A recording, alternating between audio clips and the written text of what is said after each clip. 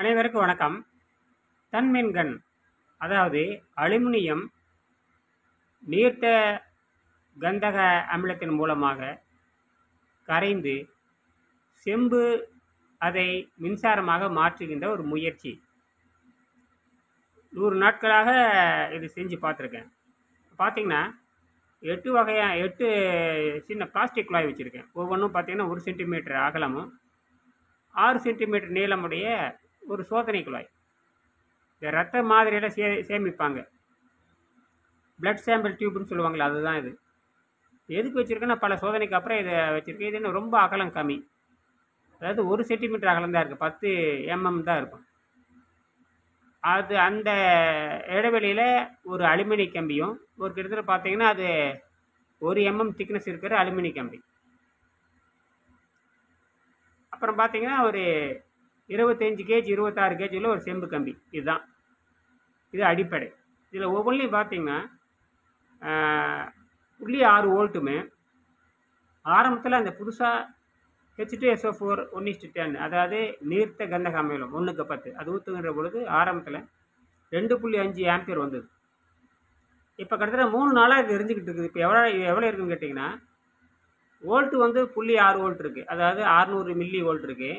Ampere பார்த்தீங்கன்னா கிட்டத்தட்ட பார்த்தீங்கன்னா 200, அதாவது 200 மில்லி ஆம்ப் தான் இருக்குது. 2500 மில்லி ஆம்பில் இருந்து படிப்படியாக குறைஞ்சி அது 0.2 ஆம்பியர் நிற்குது. அப்படி இப்போ 0.2ன்னா 200 மில்லி ஆம்பிள் நிற்குது. இப்போ முதல்ல என்னன்னு கேட்டிங்கன்னா நம்ம இது புரிஞ்சு இதில் இந்த நிறை அப்படியே கரைஞ்சிக்கிட்டே வருது. கரைஞ்சி ஆற்றலாம் மாறுது. இந்த ஆற்றலாம் மாற்றுற வேலை இந்த செம்பு பண்ணுது.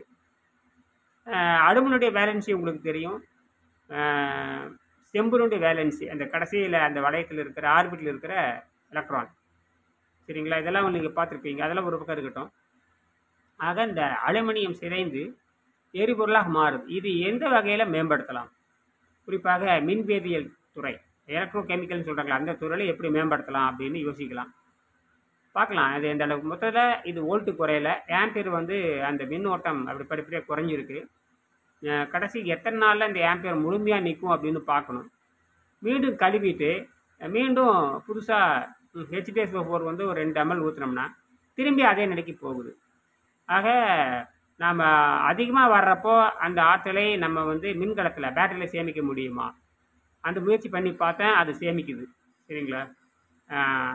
ஆம்பியர் குறையிறப்ப அது சேமிக்க முடியாது. ஏன்னா பேட்டரி நல்லா ஏறணும்னா கிட்டத்தட்ட ஒரு 5 வோல்ட்டு 6 வோல்ட் இருக்கணும். குறைஞ்சபட்சம் 2 ஆம்பியராவது இருக்கணும். அது ஆரம்பத்தில் ஒரு 2 மணி நேரத்தில் பண்ணி பார்த்தேன். 3 நாளைக்கு முன்னாடி அது கூட காணொலியில் பண்ணியிருந்தேன். இது சின்ன முயற்சி. நன்றி, வணக்கம். இதை வந்து ஆர்வம் இருக்கிறவங்க, குறிப்பாக எலக்ட்ரோ கெமிக்கல் துறையை சேர்ந்தவங்க இதை ஆராய்ச்சி பண்ணலாம். நான் இதனுடைய விளக்கத்தை வந்து கீழே செயல் விளக்கத்தை நான் கீழே கொடுக்குறேன். சிந்திச்சு பாருங்கள். நன்றி.